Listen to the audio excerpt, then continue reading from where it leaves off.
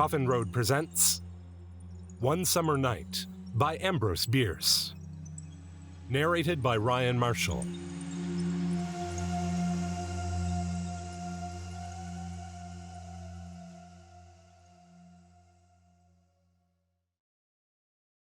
The fact that Henry Armstrong was buried did not seem to him to prove that he was dead.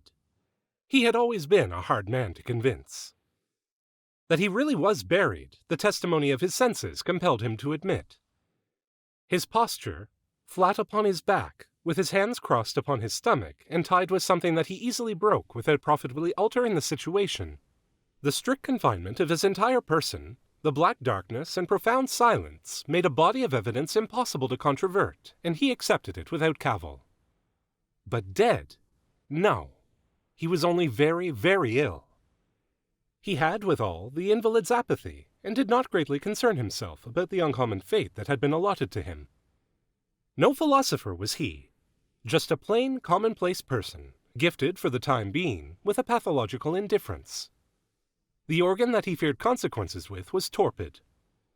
So, with no particular apprehension for his immediate future, he fell asleep, and all was peace with Henry Armstrong.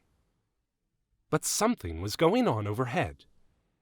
It was a dark summer night, shot through with infrequent shimmers of lightning silently firing a cloud lying low in the west and portending a storm. These brief, stammering illuminations brought out with ghastly distinctness the monuments and headstones of the cemetery and seemed to set them dancing. It was not a night in which any credible witness was likely to be straying about a cemetery, so the three men who were there, digging into the grave of Henry Armstrong, felt reasonably secure. Two of them were young students from a medical college a few miles away. The third was a gigantic Negro known as Jess. For many years, Jess had been employed about the cemetery as a man of all work, and it was his favorite pleasantry that he knew every soul in the place. From the nature of what he was now doing, it was inferable that the place was not so populous as its register may have shown it to be. Outside the wall, at the part of the grounds farthest from the public road, were a horse and a light wagon, waiting. The work of excavation was not difficult. The earth with which the grave had been loosely filled a few hours before offered little resistance and was soon thrown out. Removal of the casket from its box was less easy, but it was taken out, for it was a perquisite of Jess, who carefully unscrewed the cover and laid it aside, exposing the body in black trousers and white shirt. At that instant the air sprang to flame.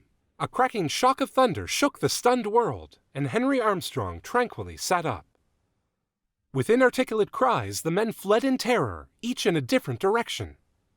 For nothing on earth could two of them have been persuaded to return, but Jess was of another breed. In the gray of the morning, the two students, pallid and haggard from anxiety and with the terror of their adventure still beating tumultuously in their blood, met at the medical college. "You saw it!" cried one. "God, yes. What are we to do?"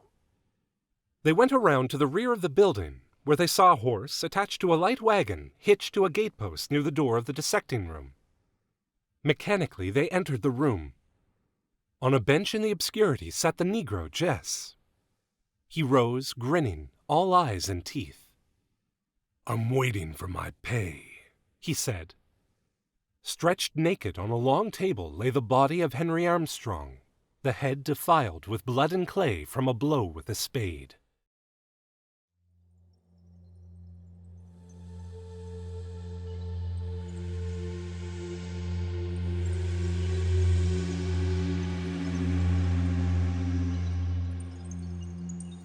Thank you for listening to this Coffin Road production of One Summer Night by Ambrose Bierce.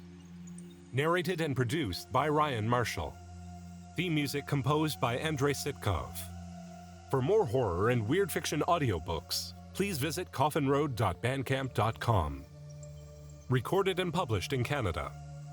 Production copyright 2023, Coffin Road. All rights reserved. Thank you once again for listening to Coffin Road.